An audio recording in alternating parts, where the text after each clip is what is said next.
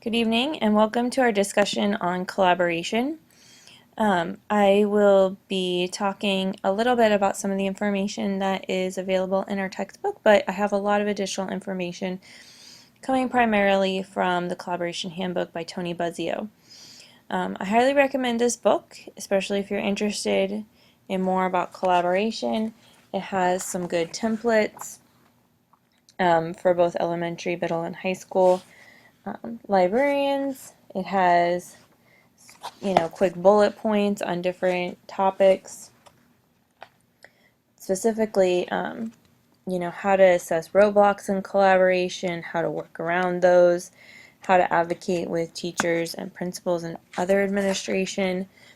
Basically, it's just a pretty useful guide, not super long, but one that's kind of easy to pick up and grab if you're having a little bit of difficulty, and giving you some suggestions on just different ways to collaborate with different types of projects and individuals.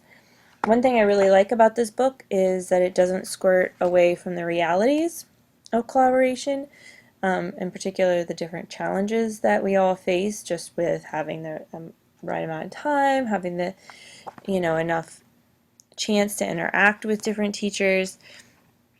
And it really does talk about how to work around those challenges. So rather than just say, here's what collaboration is, here's how you do it, it really kind of works you through the process.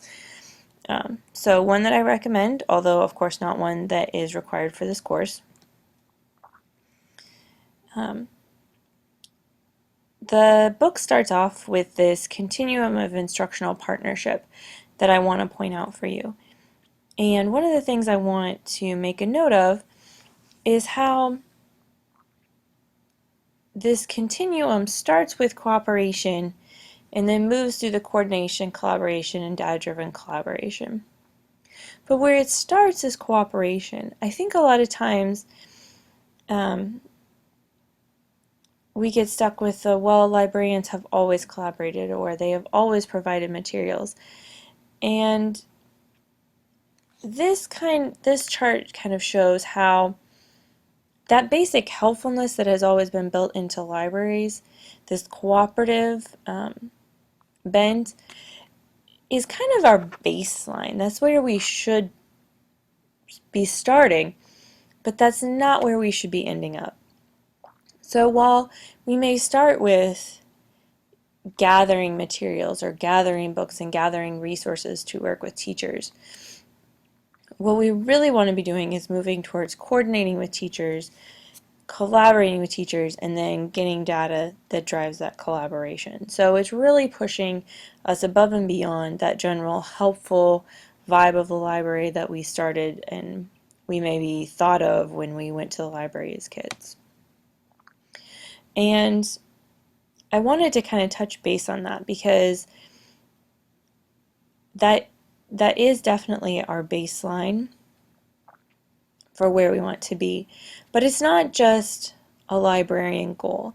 I don't want you to come away thinking that collaboration is something that just librarians talk about, but when it comes to the real world, everyone has other ideas. I was recently sitting in on a panel where we were doing interviews for a librarian in our school district, and at the end of the interview, of course, they asked, do you have any questions?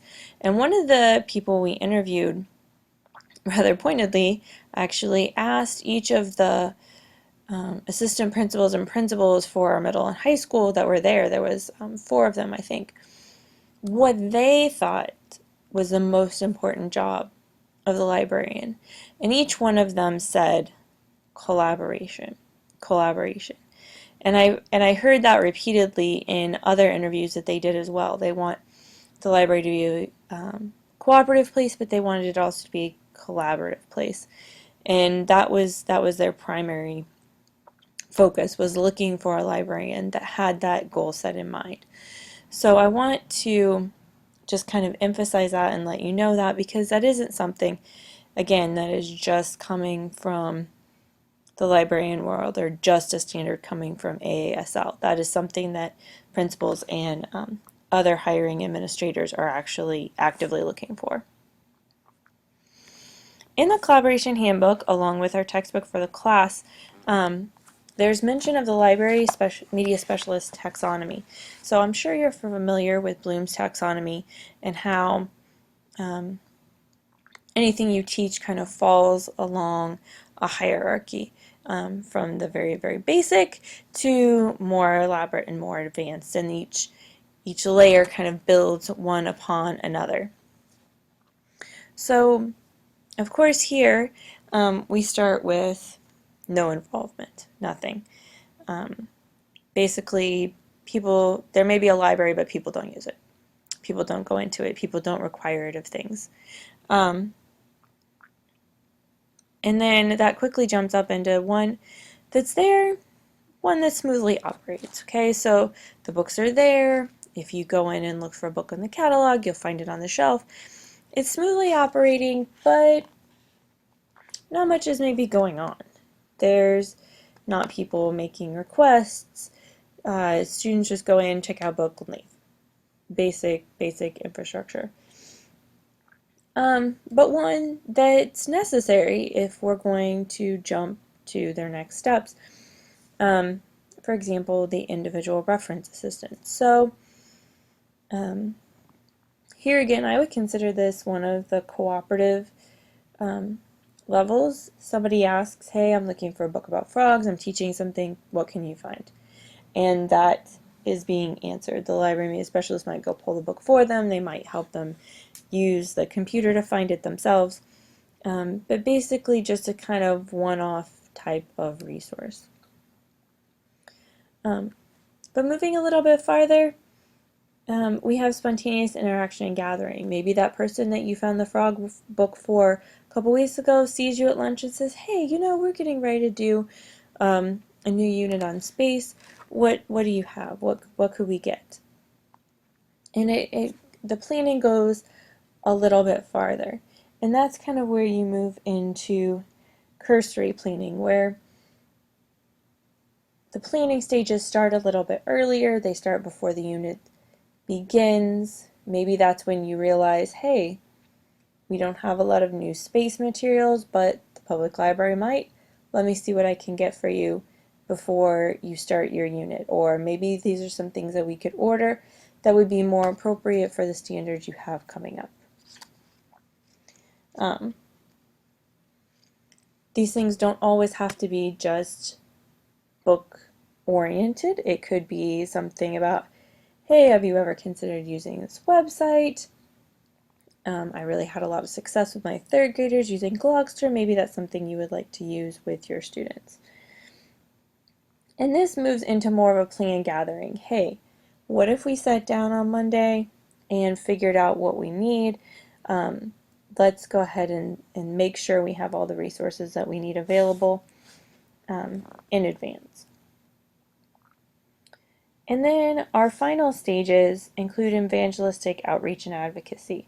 Okay, the library media program really has an agenda that it's trying to promote. There is a feel that the librarian's a leader in the school, one that you could come ask, or one that is promoting different kinds of resources.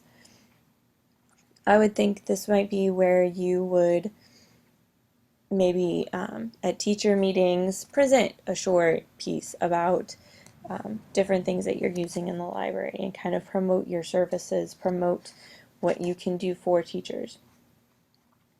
And this includes implementing what David considers the four major program elements: collaboration, reading literacy, enhancing learning through technology, and information literacy. And that's something that's coming through the library and is contributing to academic achievement within the school. And that leads us into something that's a mature library media program. It's something that's meeting the needs of all teachers and students in those four areas.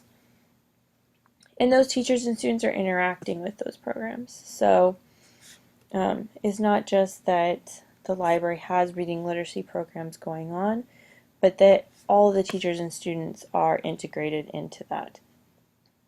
Um, and finally, the library media specialist contributes to planning and organizing curriculum. Perhaps it's on a curriculum development committee, makes planning decisions based on those information. Now, I don't want you to start getting anxiety as you look through these levels um, because it's challenging. There's a lot of things here that can't happen with just the library media specialist pushing them. Um, Students and teachers have to be able to take advantage of those things too. Uh, and that means having teacher support, that means having administration support, and in all cases, not all those things are 100% possible. But this is something that shows us what we are moving towards and what we're hoping to build up to, and what we hope will be beneficial to our students and staff.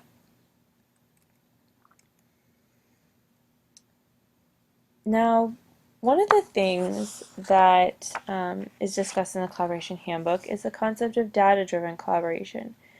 Um, and that was kind of her fourth level on her continuum.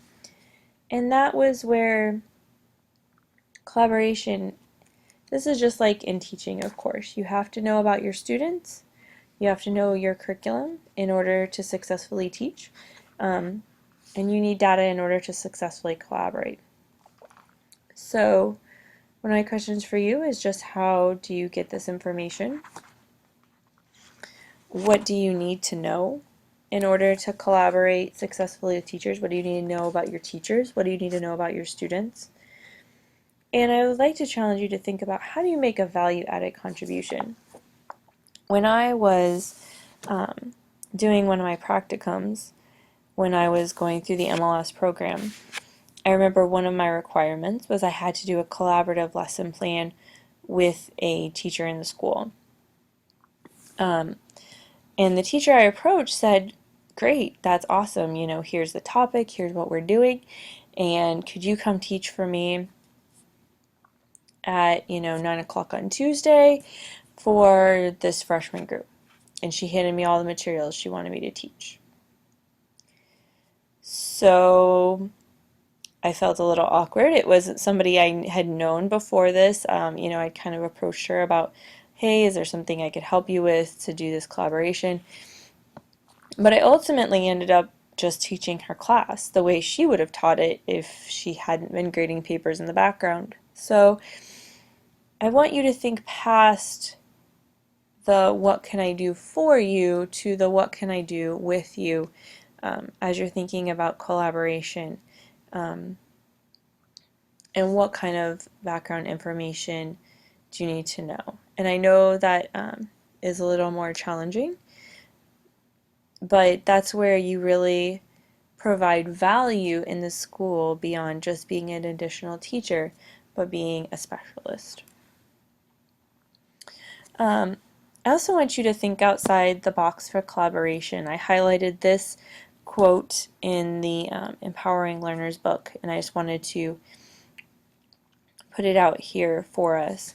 The school librarian links the school library with the greater school, library, and education community through collaborative programs, cooperative collection development, and interlibrary loans. Partnering with community organizations such as museums, colleges, universities, local businesses, public and academic libraries, and civic groups can enrich the program with added resources and interaction with the world outside of school. So we're going to kind of put some of these in the back burner until I think 2 weeks from now when we talk a little bit more about community and parents. But I just wanted to bring this up because this is in our collaboration section of the book.